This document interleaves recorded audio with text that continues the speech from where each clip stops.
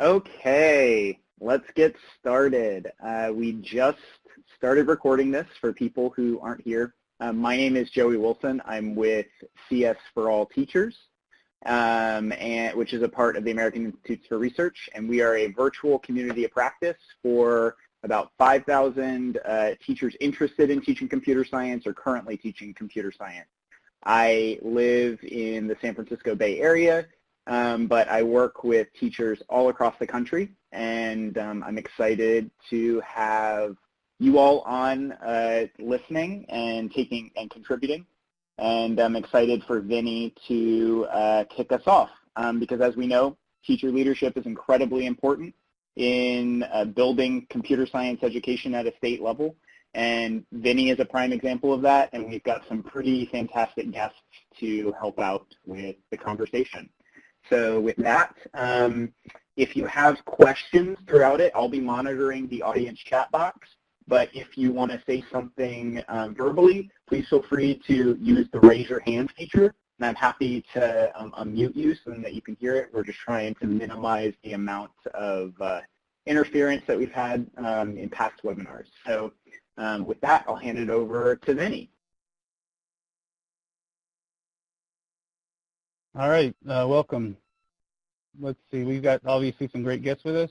I'm going to tell you a little bit about myself pretty quickly, but we're so glad that these three could join us to talk about teacher leadership and how teachers can affect change in their state to advance computer science. So about me, I teach 8th grade computer science at Bumpus Middle School in Hoover, Alabama. And let's see what else. I'm a Milken Educator Award recipient recently, pretty crazy. Alabama Secretary Alternate Teacher of the Year in 2016. And then I facilitate for Code.org, and I work with ECS. And then, of course, there's the Digital Literacy Computer Science Committee that Dr. Gray is on with me, and then the Governor's Advisory Council that Dr. Gray is the chair of. So we're really pleased to have them with us tonight. And who they are, we have Rebecca Dobie. She's the Director of Education for Code Virginia, VA, and she's been teaching for over 20 years, or has experience teaching for 20 years, and we're so glad she can join us as well. There's Anthony Owen, Arkansas State Director of Computer Science, board member for CSTA, and just right now everyone says Arkansas is leading the nation in computer science, so it's a joy to have him. We're in Alabama hoping to catch up, but hey, good job, Anthony. And then our third panel this evening is Dr. Jeff Gray, friend of mine, professor of CS at University of Alabama. And obviously, his work in the field of computer science and advancing is huge, and he's worked with the College Board to consult for AP computer science principles and professional development, and he's leading our state for sure. It's a pleasure to have him as well. All right, so with that, no further ado, you guys, we'll start with Rebecca. And Rebecca's going to tell us a little bit about, each of you, just, if we know the format's about 6 or 7 minutes each, kind of share what you've done. We'll give time for people who are on to ask questions, and then we'll move on to the next panelist. All right, great. So my name is Rebecca Dobie, and as you mentioned, I'm a 20-year veteran computer science teacher. I actually started teaching full-time computer science at the high school level back in 1997. And in that role, I was in a district that was really unusual. My 23-year-old self didn't know this at the time, but we had a full-time computer science teacher at every high school and a middle school feeder program, and then we often went down and did things at the elementary level. So, even in the late 90s, we actually had a district that really is what we're all hoping for now in terms of CS for All. And through that, I eventually became the computer science lead for the district. So I did curriculum writing, I managed PD for everybody, onboarded new teachers, and then kind of just moved on. I think, Jeff, I first got to know you through CSTA things and the CS principals. So I was one of the first pilot instructors for CS principals. We spent a lot of Mondays on the phone planning during those years. And I've done a lot of just curriculum writing, teacher training. I actually taught the very first K-12 MOOC, which coincidentally was for AP Computer Science A. That course actually represents 10% of the growth we've seen in AP CSA over the last few years, and it's why APA has hit 20% female. So I'm pretty proud of that piece of work. It's really helped a lot of students get access. And for me, I think that's really what teacher leadership is about is, my current role as Director of Ed, we just had a vent go on, so I apologize. It's not my Darth Vader voice. But in any case, so my current role as Director of Education for Code VA, I oversee all professional development that we run in state. Virginia's a little unusual. Our Department of Ed does not do curriculum or PD, so we exist as kind of an outside nonprofit entity to handle that. And over the last 4 years, we've trained over 1,600 teachers. Not to knock Arkansas at all, but Virginia is actually the first state in the country with a computer science mandate. We've had access to computer science for every high school student through our virtual system going way back to the early 2000s. And starting next year, starting in kindergarten, computer science is mandatory for every student. The legislation we had passed actually makes it co-equal to math, science, social studies, and English. And so it's part of core instruction for every student from kindergarten all the way up through 8th grade. So part of that for us, really, the way we're actually managing that, like if this had happened 4 years ago, we'd be in crisis mode. But the fact that we've worked with 1,600 teachers across the state means we have this amazing team of people to pull from. So when I'm looking for facilitators, we're actually about to start a big curriculum push around this. I have this group of people, like I pushed an email out to almost 2,000 teachers across the state today about curriculum writing opportunities. So for us in our work in terms of building an infrastructure for Virginia, that teacher leadership is a core piece. We see ourselves as an organization that serves teachers first, and that really for us is a huge amount of how we've gotten our traction in state in terms of the mandate and other pieces we have going.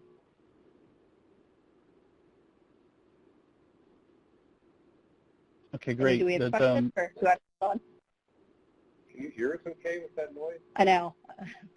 Yeah, I believe I could hear it, but your came through very clear. I mean, Okay. It wasn't. Yeah. So any questions for anybody that's on?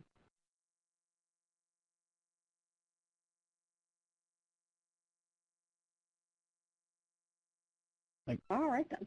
All right, here's my good friend, Dr. Jeff. It looks like we got a couple people who are typing right now. So we've got Keith, George, and Samantha Dobie typing. So we'll give them a second to type.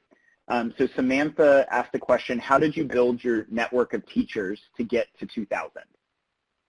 Well, and it's kind of a long process. So before I was in the role I'm in now, I was actually the state lead for Computer Science Teachers Association, and so that was a lot of the core. I also, the National Math Science Initiative, Virginia had more computer science teachers than all the other NIMSY projects nationwide. A lot of that has to do with our heavy military presence, and so I was the state coordinator for that. So when I came into my role at Code VA, I had a big network from those other leadership positions in state. And then again, we just kind of hustle. Like 1,600 of those folks we've trained. We do local meetups. We're starting to do more webinars. We work very closely with our Computer Science Teachers Association. And we just try to make sure that, again, our focus is as a teacher service organization. Probably most of my day is spent on the phone, either with teachers troubleshooting things or with districts trying to figure out the best plans. There goes the buzzer again. And so it's really just trying to listen to teachers, hear their concerns, and make sure that we're building programs that fit their needs, that we're not trying to impose kind of somebody else's vision for something, that we're really listening and responding to what they need. And so we've just got a fantastic group of people across the state working on this. Great. And we've got another question from Keith George, and it says, what role do the ITRs play in computer science in Virginia? Okay. So for those outside of Virginia, if you're not familiar, an ITRT is an instructional technology resource teacher. I almost always get that wrong, so I'm impressed with myself. And basically, this is a mandated position in Virginia where they're there to do help schools integrate technology into core instruction. Due to budget restrictions, sometimes there's one per school, sometimes they're spread between several schools. So we currently are running a program we call our K-5 Coaches Academy. It's an intensive 120-hour professional development that we run. It has an online component. We do a lot of in-person, and it's training district-level employees to actually go back to their home districts and do professional development. The goal is to have one per every elementary school across the state, and there are about 1,158 elementary schools, so it's not a small problem. Probably the most of the people we have currently participating in that program are ITRTs. And even beyond that, where it might not be that ITRT participating as getting trained for a coach, they, because their role is technology integration, they know their school community. And just like everything in education, it comes down to that community. And so Virginia, you know, most people know it driving north-south to get to the beach, but we're actually 10 hours wide. And so we have a huge diversity in terms of different regions of the state. And so that group of ITRTs, those conversations, they really feed into a lot of what we're building, especially at the K-5 level, because they know their district, they know their teachers, they know their schools, they know their community in a way that we at the state level can't necessarily always touch immediately. And so their feedback in terms of that leadership role has been extremely, extremely important. And hopefully we have several that will be applying to help us write curriculum in order to support those standards, because I think their role, and they just have such grade level expertise and just really understand a lot of the nuts and bolts of how Virginia schools work. So very, very critical for us. And I've got a follow-up. Oh, sorry. No, go ahead. I would add, for folks obviously not in Virginia, which I'm sorry, but you know, I would say as a starting point, seek out roles like that. If you have STEM coordinators, if you have instructional coaches, whatever infrastructure you have in your state that creates sort of teacher leader positions, figure out how you can sort of get into that stream in terms of inching computer science in. Because I think in education, one of my biggest takeaways over the last decade really has been the more you can work within existing systems, the less opposition you're going to get. You're working with streams that already exist. People understand the processes. You're sort of adding a little extra frosting to the cupcake. So. Okay, and thank you. With the teachers that will be writing curriculum that you're hoping will write curriculum, which I think is a great idea because, like you said, they know their level. Where's the we funding only for work that? with curricula. I'm sorry. No, go ahead. Oh, you go ahead. I'm sorry. Okay. So will that funding come through the entity you work with CS Virginia, or where would that come from? It's actually state funding that will be paying those teams, and the teams will be made up of classroom teachers. The job description actually, it mandates that it has to be classroom teachers at the appropriate grade bands writing it.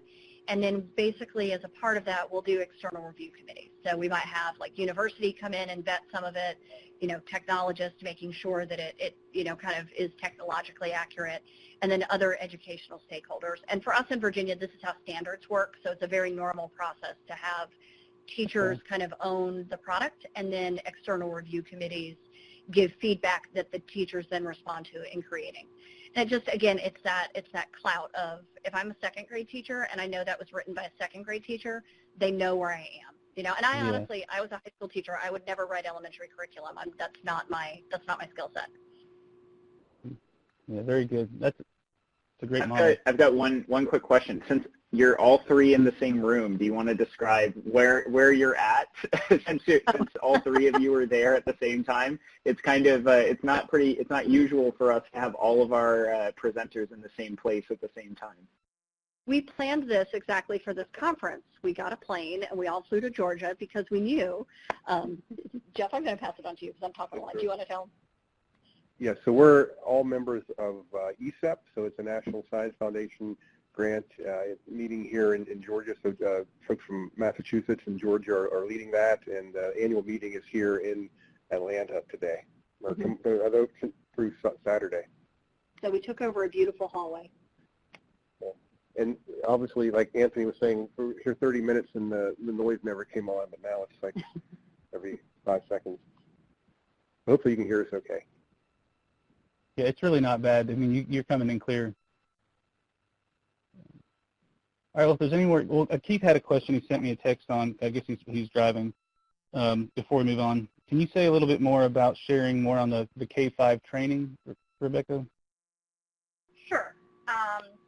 So we actually offer 2 different trainings for elementary teachers. One is basically a one-day that's intended for like a classroom teacher or media specialist, ITRT, who just wants to learn a little bit more about resources and materials that are available.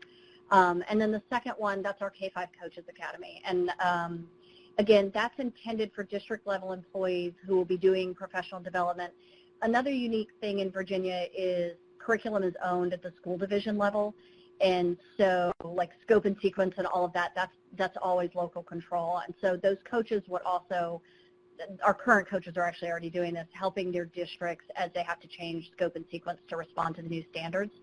But anyways, on our website is codevirginia.org, so if any Virginia folks want to know more about it, also you can reach out at any time. We technically are starting registration for summer training next week, and I think we have over 600 spots available across the state. We're going from 1 hub to 5, so we're trying to get it out to the corners of the state. So reach out and we can get you lots of information. All right, great. Thanks, Rebecca.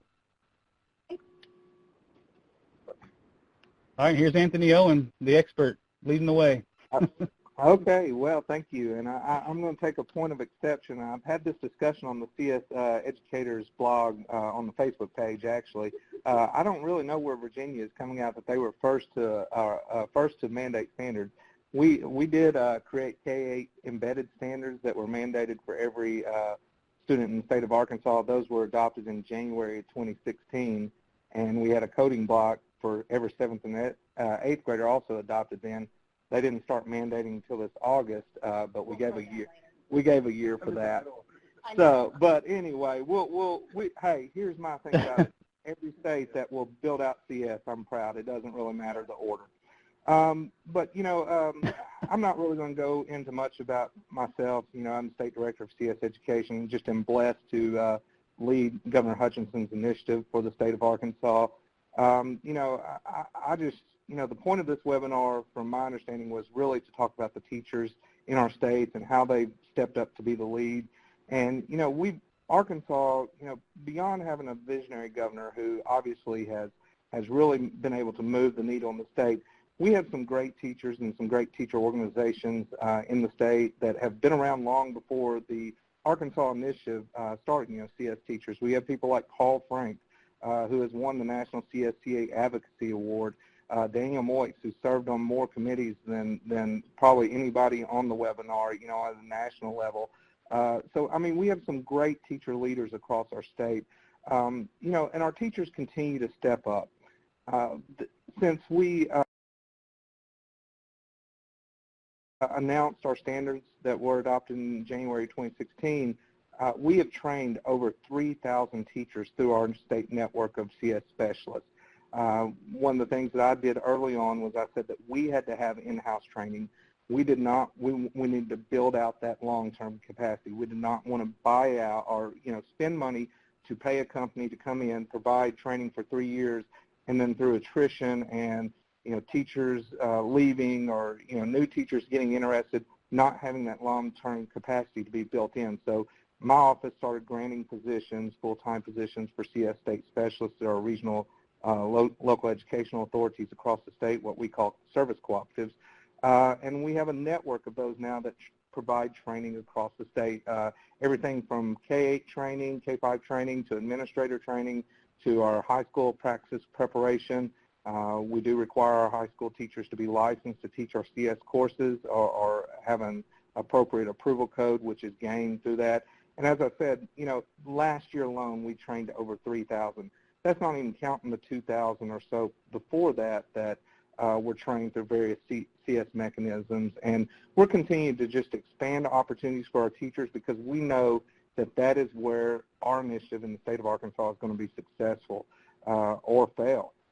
That's why we launched the stipend program last year for our high school teachers, where our high school teachers can receive a $2,000 stipend for becoming CS endorsed and teaching a class for 1 year. We just announced over CS Education Week our K-8 lead teacher program, which is open to any teacher in the state of Arkansas that teaches at a K-8 level.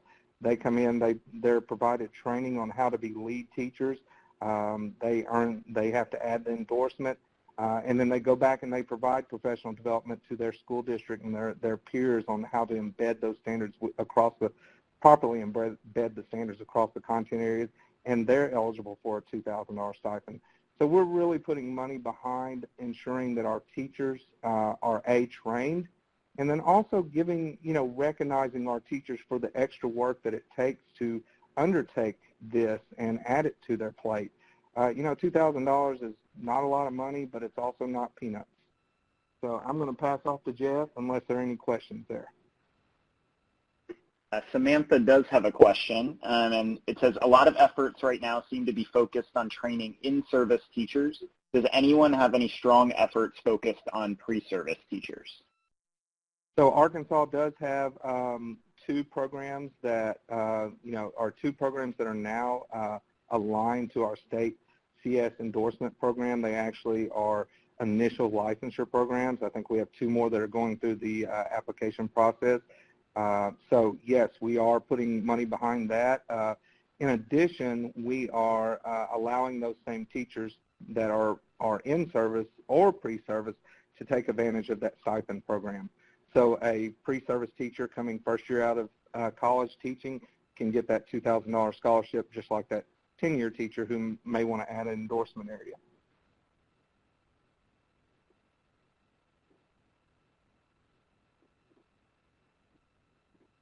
Great. Any other questions from anyone else?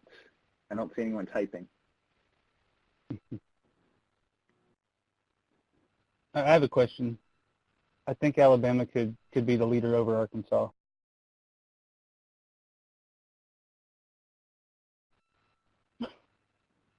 Question? As a question, I think Alabama's, never mind, I'll stop there. Hey, you said that because I'm the one sitting here. Yes. Hey, but like you said, Anthony, we're just glad to see the efforts in every state growing, and I know that's a nice thing to say, but I honestly believe that's what you believe, and I think that's the whole idea here is let's just get this moving so that every kid has the opportunity to get involved with computer science. You know, I love to be able to say Arkansas is first in this initiative, and, the governor enjoys saying it, but the governor and has told me, Anthony, a lot of people forget that he was the first undersecretary for the Department of Homeland Security. And so Governor Hutchinson has a very well-rounded understanding of the national security needs and what is going to protect our country's infrastructure and our economy on a long-term basis. And that's why his directive to me is to, Anthony, I want you to go out and help other states. I want you to be supportive to national initiatives. Just keep us out front. Well, and I would piggyback on that. I think where we're seeing patterns of sort of early adoption, and again, this is in good fun, but it really is exciting to see these kids get these opportunities. One of the big things for us is Virginia is sort of the nexus of a lot of that. If you think about where Virginia is physically, we've got Langley and Dahlgren and a lot of other places you're not supposed to know about. Virginia right now has the highest concentration of open jobs in the country. And so we have 44,000 jobs the last time we pulled data. And that really, for us, is a big piece of this. And so, again, that network, just like you talk about where you've trained those teachers and you've built that community, our legislators, like we have a part-time legislature. They meet for 6 weeks 1 year and 8 weeks. We're on an 8-week year because it's a budget year. So every year, though, we're seeing bill after bill after bill come up because the constituents locally, when you have companies that have thousands of open jobs in the Department of Defense and all of those pieces, and I think for us that's really one of the roles in terms of building teacher leadership, also is having them at the table. Because a lot of times traditionally we build solutions where it's sort of government and corporations who are very well intentioned. But again, if you don't have a teacher at the table who can say, wait a minute, we're talking about third graders. This is a developmental stage, and how do we build? So I think that's really where you're seeing states that are out front is that value of the teacher voice, that teacher community, and really making sure there's that feedback loop so that as we're building, we're listening to the classroom teachers and improving every year. And outside of Alabama, Virginia, and Arkansas, are you familiar with any other states that have pre-service teacher programs? So the problem with the teacher pre-service programs is until a state really defines how they're going to license the teachers and they have a clear pathway to licensure, the question of pre-service for teaching is kind of moot. You first have to define a clear pathway to licensure as a state and whether it's even required. The vast majority of our states still do not require specific licensure to teach high school CS. Yep. You might have, and my grandfather's my wife's father is a band director, so I love band directors. But in XYZ state, you might have a band director just, when you're told he's going to teach CS. And by the way, we do have a couple band directors in Arkansas that have added the CS endorsement, so they can do it. But until you clarify that licensure pathway, the pre-service question is really kind of moot. So to answer the question in a round way once and then a direct way is that there are a few states that also have pre-service teacher prep programs, but it is pretty much relegated to those select few states that have clarified their last licensure pathway. And to piggyback on that too, the issue also I think becomes standards, because until you have defined standards, especially at the K-8 level, like you're not necessarily going to have a licensure for an elementary teacher, but once those standards are there, those state schools do respond to standards as they're doing that teacher prep. And so, it's the same thing. Like Virginia, we've had licensure that's been very well defined going back to the very early 80s. However, until we had standards, there really wasn't the need. We know we had some schools, Longwood in particular is a big leader in state in terms of incorporating Scratch, but it was more of this is a fun activity to do versus now that we have standards, that's where you're going to start to see that ball rolling. So I think those keystone pieces in terms of policy are really going to start to drive that as we go forward. Which I think takes us back to the code.org 9 policy suggestions. States really need to, there are really three there that if a state wants to really go forward with initiative, and that's the standards development. And Arkansas, just like Virginia, brought teachers in the room. We also brought industry representatives in the room along with our teachers, which was the first content area our state has ever brought industry in the room to help write standards. But as a leader, an initiative that is producing a crop of students, so to speak, that's going to go out and fill these jobs, I wanted to make sure that we were giving them the skills that industry said they needed, not what we thought they needed.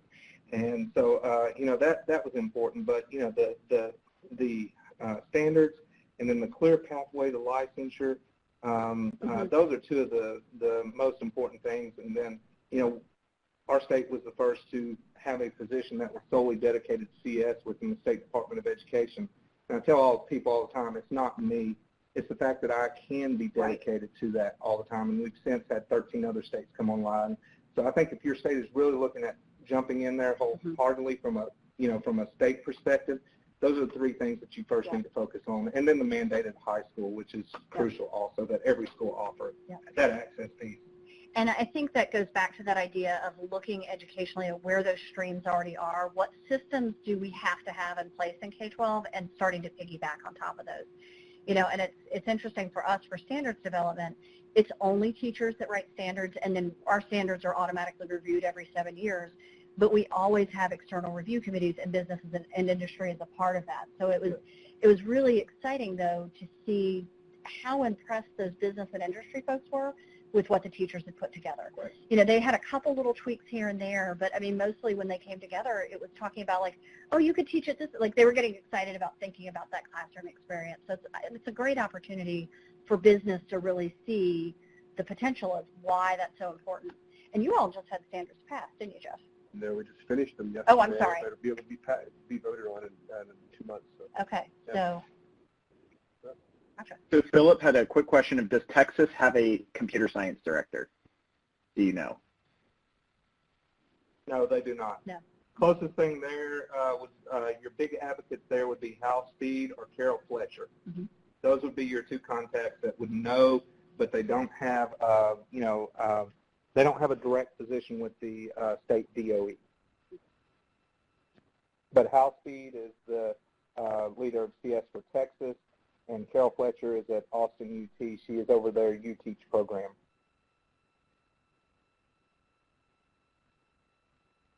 Great, thank you. All right, well, should we segue to Jeff then? Like, I let's do it. Okay. All right. Well, I kind of know what it feels like now to be a garage band that has to follow Led Zeppelin and Elvis. So, obviously Arkansas and Virginia have a lot of things going on that we aspire to in Alabama. So it's great to be able to share some things with Anthony and Rebecca. So just right off the top, some of the exciting things that's happening in our state. Our Governor Kay Ivey just joined the governors for CS, where she committed to standards being developed. That actually was finished yesterday, so Vinny's on that team as well, and those will be discussed in a few weeks and then voted on in March. So we have our standards effort going. We wrote those in 11 months, so we spent a lot of time, 2 days a month.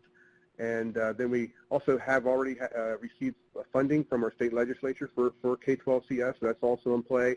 And Governor Ivey committed to having computer science in every high school. You know, the timeline's not enumerated yet, but those are the three things that just happened.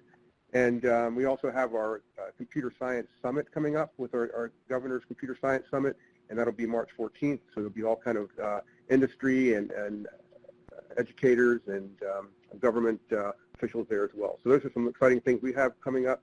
But to go back, you know, I have to pinch myself over the past 5 years about how exciting times have been, because my formal area is in software engineering and other areas of computer science, but I started to get interested in computer science education 15 years ago. And doing computer science education at K-12 15 years ago was like selling vacuums door to door. So I remember sitting in principals' offices, and they would shake their head. We already have computer science, right? We teach the office down the hall, and trying to explain what computer science was, trying to get interest. And now those principals who really weren't all that interested are now calling us and saying, we need to get in your PD next year, and like, please let us in, kind of thing. So that's been the real excitement. But we'll go back to 2007, just 10 years ago, and we only had 27 students in the entire state take the AP in computer science, and we had I think about 5 high schools teaching computer science. So at that time, we had you know, a lot of work to do.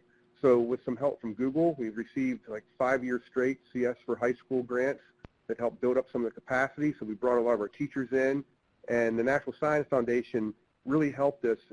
In 2012, they gave us the grant, which I think I could point to as hoping to be the kind of thing that was the seed that started a lot of our work, and that was to build up computer science principals teachers. So CS principals has been a focus in our state, and we found 7 of our state leaders who became master teachers and helped train up others.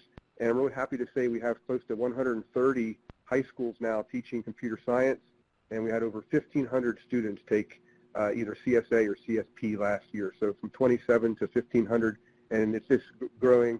And a lot of that's just attributed to the, you know, just what's happening at the grassroots in the classrooms with our teachers. So at the AP reading last May, I think we probably had the most number of readers in any state, not even considering per capita. We had 23 readers in Kansas City, which was you know, a lot for a single state. And we have Carol Yarbrough from ASPA is on our the CS Principals Development Committee, and Carol and Gina McCarley and Jill Westerlin are also AP CS Principals, APSI facilitators, and many of our teachers are doing NIMSY work, and Vinny and Lee are working with Code.org, and we have Code.org leaders. So it started out as a grassroots effort, and our teachers are now going out into states. So for example, Jill and Gina are going into Austin in about 2 weeks, and we're doing this for like 3 years, going into Austin and helping train some Texas teachers on CS principles with some of the things that they've developed. So that's kind of the way that we've built it up, and it's all from the bottom up. You know, it started with teachers and growing it, and then we started to get more interest from our State Department of Ed, and our governor's on board now, and things are just, you know, running smooth. There's a lot of work to do, though, and it was touched upon the pre-service aspect. So, you know, short term, we're working well with in-service, but for computer science to scale and be sustainable, we have to have our colleges of education address the pre-service issue. So I'm kind of excited we have a new NSF grant. We're working with our College of Ed, and we're training secondary math ed teachers on CS principles. So they take our CS principles equivalent course at the college level, and for the first time in my life, I'm teaching a Monday night class. So I teach 3 hours on Mondays because our students are out doing the student teaching during the day. And so they're learning now a second course about dissecting computer science principles and pedagogy and things beyond just content. So, you know, my main push in the future is to help us get more colleges of education involved. And the nice thing for me now is we have so many teachers involved and so many other sponsors. You know, I think I heard Keith George was on answering questions. We have AmSty and A+ College Ready and other groups in our state. I can kind of take a back row now. It's like I can, you know, sit back and our teachers have such capacity now, they can take over a lot of the training that 2011 I had to, help do most of that, where now we run a CS Principal Summit and it's all teacher-based. You built a huge amount. I mean, I think about when the CS Principals pilot first started, we actually met here in Atlanta that first summer. Yeah, I remember that. And it was 10 university folks and 10 high school teachers, and looking at what you all started with from then to now, and you guys have one of the strongest teacher leader groups in terms of the CS Principals folks that were in that group. That, I mean, you just really have a phenomenal network. It's a model. Our teachers are amazing for sure. Thanks for that, Jeff, and Rebecca, for your compliment to our teachers. And I just want to give a plug for our CSTA Vinny's people. there, one of them. Yeah. Vinny, I met Vinny like 3 years ago, and I went to Vinny's middle school, and he actually has computer science terms all over his computer lab in middle school. I've never been to a place like this before. Like, it was like a dream come true to walk in a middle school with definitions of different computer science terms, and so really a leader at middle school and other areas in our state.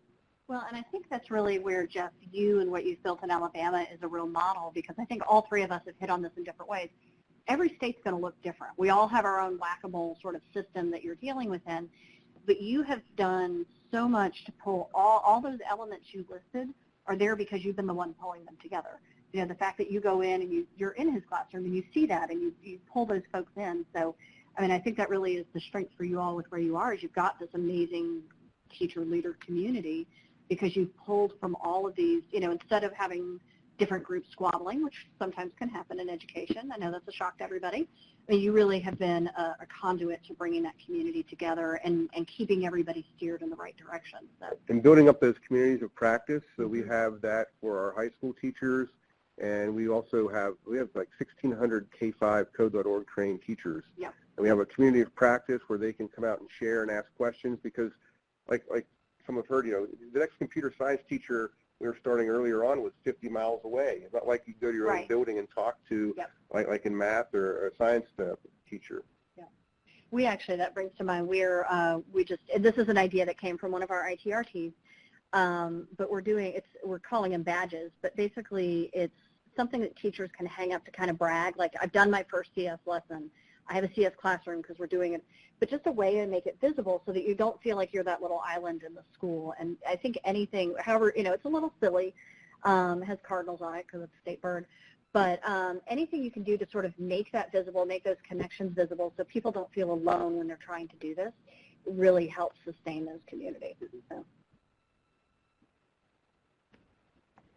Yeah, and I guess I would add, and it sounds like, Rebecca, you're doing this in your state. We're using college, A+ College Ready is at Georgia. It's kind of I think they want to be the ones to lead the computer science, and Tammy Dunn and Kitty Morgan Lev, some great people over there, and they're doing that with training the teachers, like with our CST. Ashley Waring, I always say her last name wrong, but she's a friend. Ashley Waring is going to be trained as a facilitator to teach CSF, which is the K-5, as you're aware. And so I feel like we keep bragging on it, but I do love the community that Jeff has made, and it's through teachers. And we've got some follow-up questions that we'll pull up here that may help trickle this down a little bit more into what teachers can do specifically. Like, if I'm a teacher, where do I go? What do I do? So anyway, I guess I'm going to move to that slide, and that's not to cut anyone off. So if you got something to say, please continue.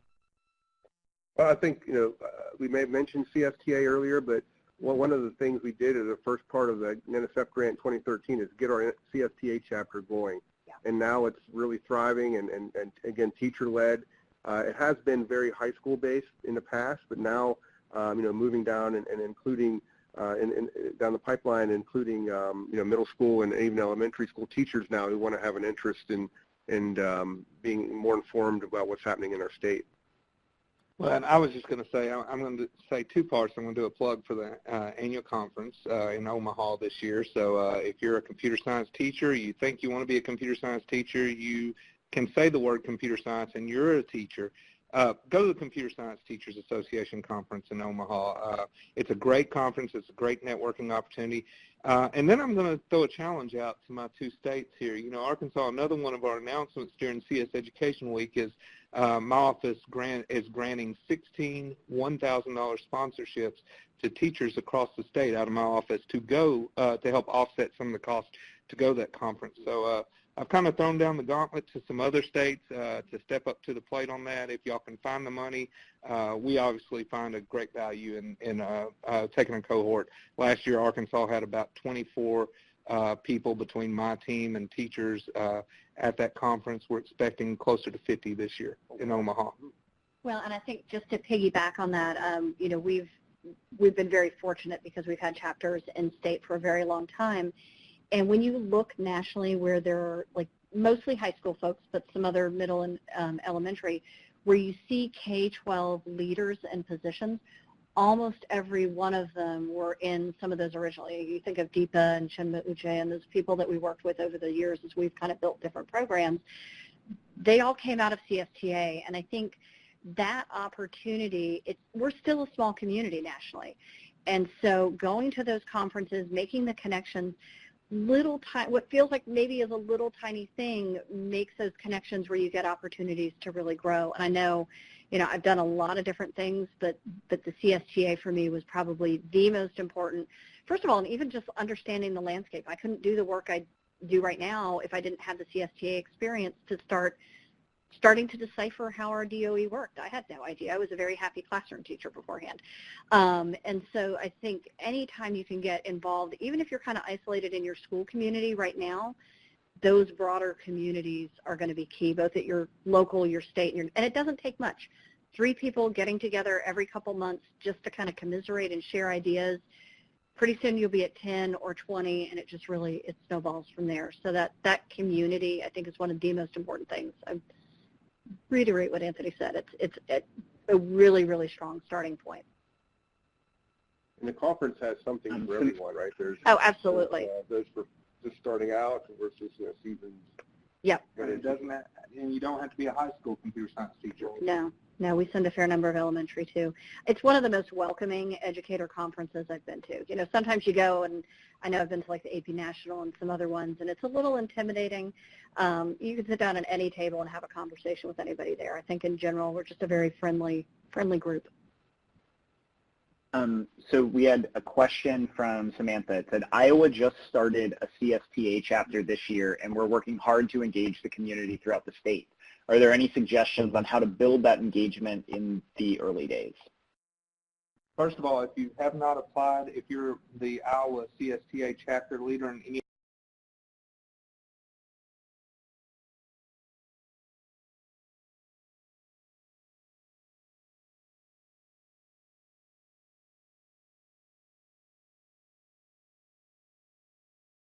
other chapter leaders out there, I'm not sure of the deadline, but there are some funding opportunities out there for those of you who took part in the Google Leadership Academy that took place I guess last year at this point. If you have not applied for that $1,000, apply for it, because it's basically you apply for it, and if you were part of that Leadership Academy, you get it. I mean, it's free. I hate to say free money, but in this case, take 5 minutes and get $1,000 for your chapter. We're having those discussions in our CSTA board meetings of just the number of chapters that have not applied for that $1,000. So if you're wondering what I'm talking about, contact the CSTA headquarters and they can help you, but please contact like tomorrow, because I think the deadline is the 31st. Yeah.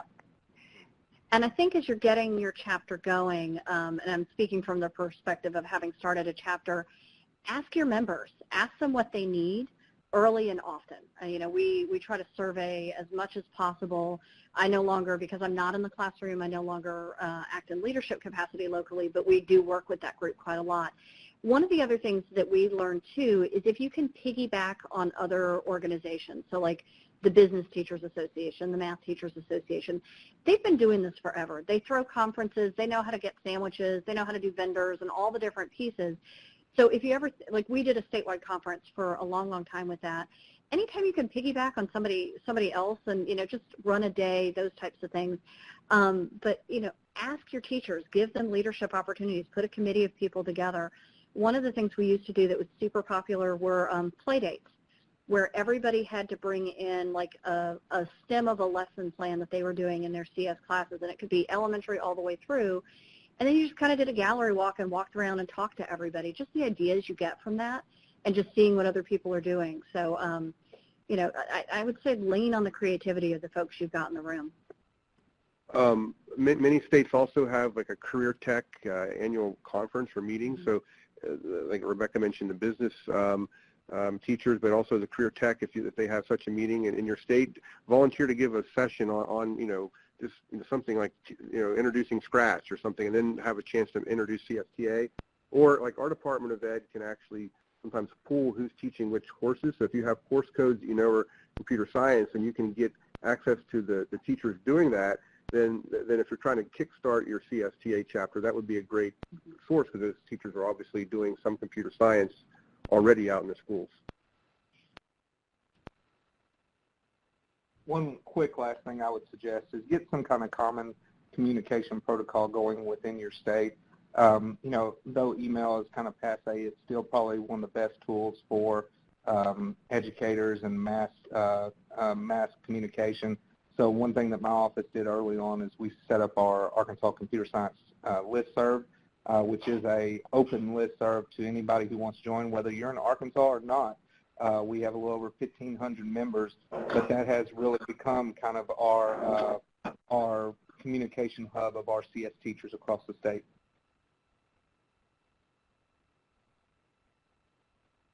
Okay, and thank you so much, guys, for being here. I mean, this is huge, at least for me, and I hope others get a lot out of this. One question that we're thinking about here is how are you recruiting more teachers to become CS education advocates? I mean, you talked about everything that's in place, but is there active recruiting where you see someone that's doing something and you get on it and light a fire at them? I mean, so how is that happening?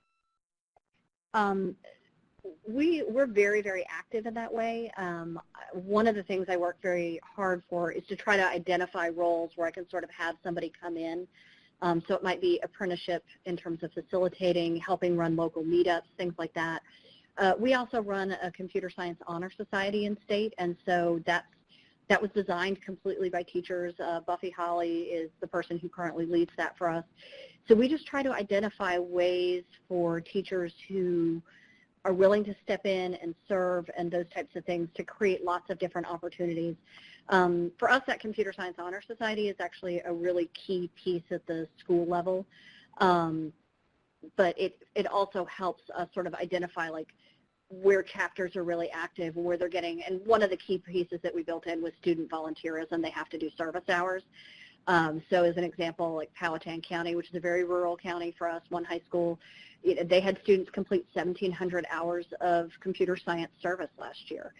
And that, for us, has really helped us identify, well, that teacher is showing leadership in that community, and she's really helped their middle school, their elementary start to develop, and they're actually steps ahead of where some other districts are because of that piece. So again, whatever programs you have going on, be it CSTA, training, things like that, try not to just stick with sort of the same little click over and over again, and make sure you're opening up opportunities and different ways to volunteer. Not everybody necessarily is comfortable facilitating the first time, but they could certainly help with reviewing curriculum, maybe running a webinar. There are a lot of different ways that you can invite people and help moderate things in a listserv, lots of different touch points.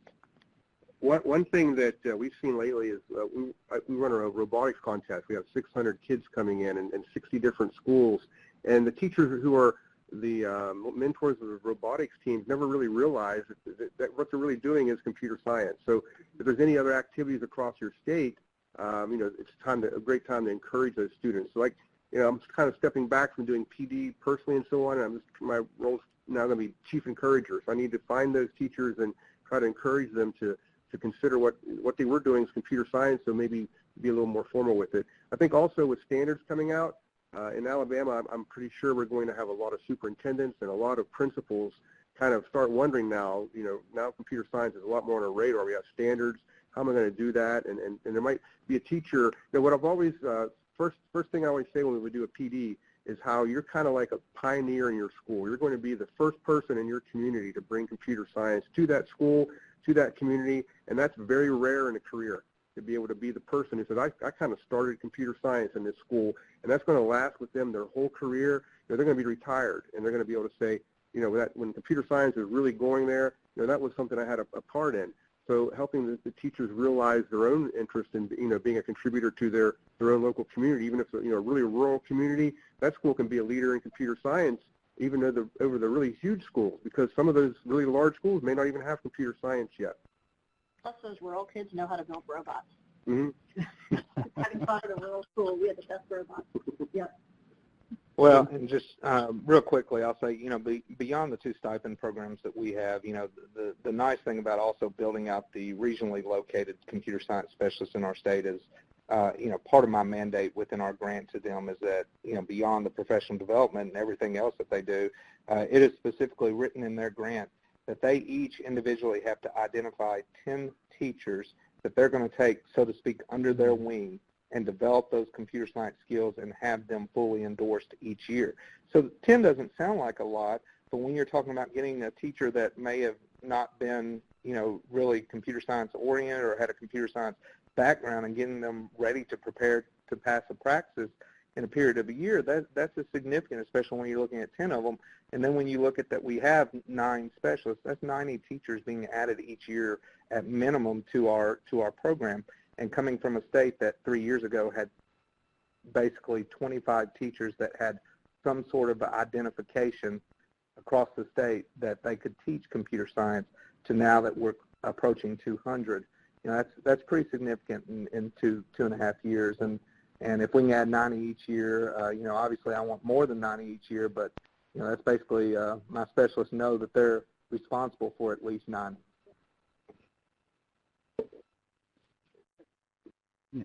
Sounds like a smart goal to me, something that's attainable but can have a huge impact as well. We have one last question, but before we go there, just want to make sure anybody on the call, we don't want to overlook any questions they might have. Anybody else?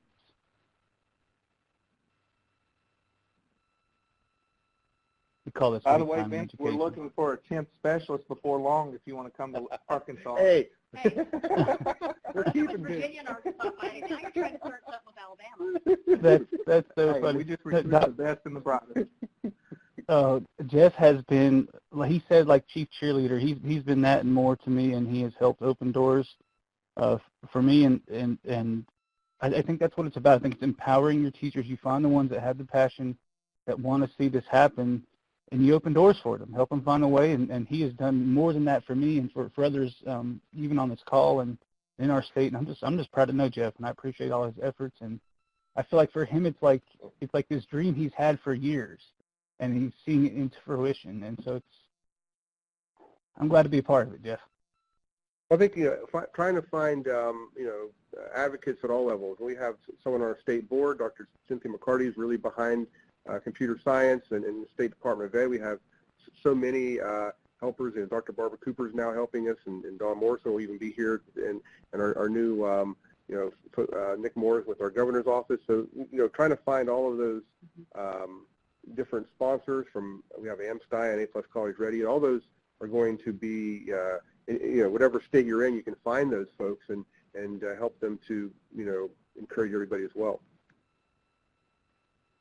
Awesome. Okay, so we've got things going on in our states, and we're doing stuff. What about the teacher that's in a state or maybe a slowly moving state, and they want to know, and I'm just going to put the slide here.